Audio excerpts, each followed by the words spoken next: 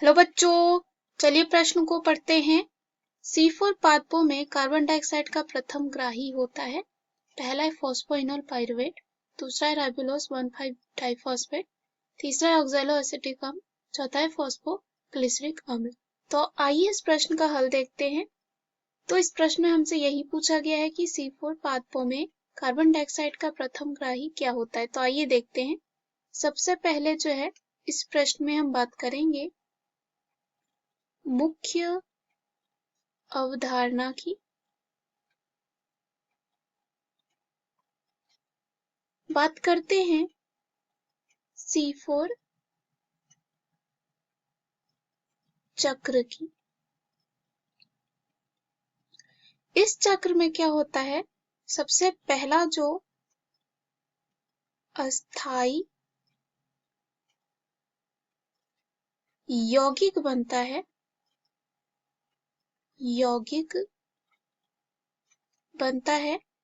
वो 4 कार्बन युक्त डाइकार्बोक्सिलिक अम्ल बनता है।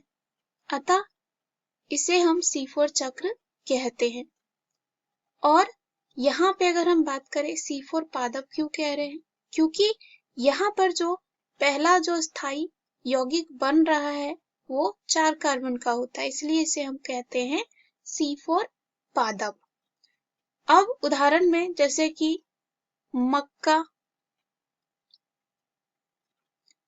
गन्ना, ये सब जो है C4 पादप में आते हैं।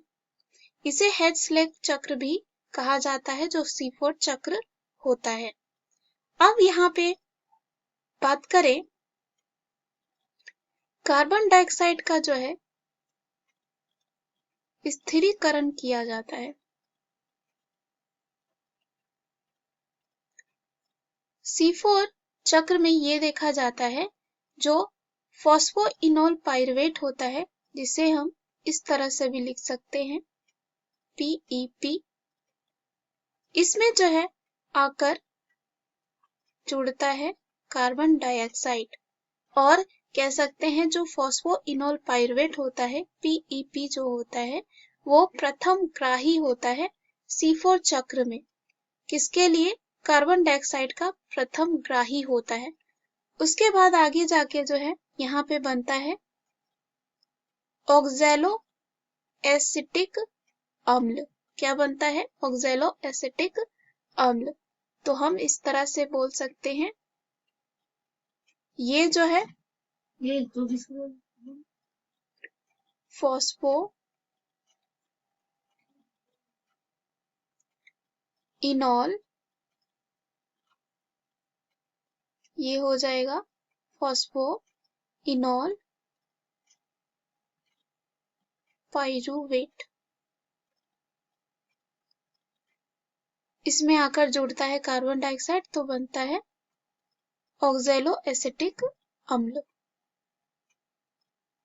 ऑक्सैलो एसिटिक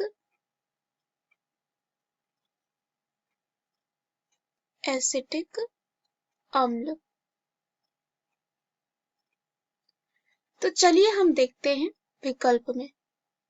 पहला जो विकल्प दे रखा है इस प्रश्न में वो है फॉस्फोइनोल पाइरुवेट, जो क्या हो जाएगा इस प्रश्न का सही उत्तर, क्योंकि C4 पादपों में या बात करें C4 चक्र में कार्बन डाइऑक्साइड का प्रथम ग्राही जो होता है वो PEP अर्थात फॉस्फोइनोल पाइरुवेट होता है, जिससे ऑक्सैलो एसिटिक अम्ल बनता है। जो ऑक्सैलो एसिटिक अम्ल की बात करें तो ये 4 कार्बन का होता है, वही फॉस्फोइनोल पाइरुवेट जो है 3 कार्बन का होता है। तो कार्बन डाइऑक्साइड यहाँ जुड़ता है और ये 4 कार्बन वाला जो है कह सकते हैं यौगिक बनता है, जिसको हम कह सकते हैं ऑक्सैलो एसिटिक अम्ल। तो इस प्रश्न का सही उत्तर ए हो जाता है।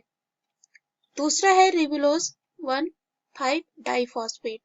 तो ये जो है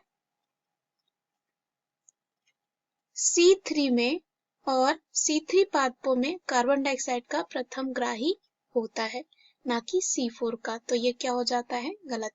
तीसरा है ऑक्सैलो एसिटिक अम्ल। तो ऑक्सैलो एसिटिक अम्ल को हमने देखा, ये पहला जो है अस्थाई कह सकते हैं यौगिक होता है C4 चक्र में, और कह सकते हैं C4 पादपों में ये कार्बन डाइऑक्साइड का प्रथम ग्राही नहीं होता है, तो ये क्या हो जाएगा यहाँ गलत। डी है फॉस्फोग्लिसरिक अम्ल, तो ये जो है C3 पादपों में या कह सकते हैं C3 चक्र में पहला अस्थायी यौगिक होता है जो कह सकते हैं फॉस्फोग्लिसरिक अम्ल होता है, तो पुनः ये भी क्या हो जाता है गलत। दिए गए प्रश्न का सही उत्तर है ए। आशा करती हूँ यह उत्तर आपको समझ में आया होगा। धन्यवाद।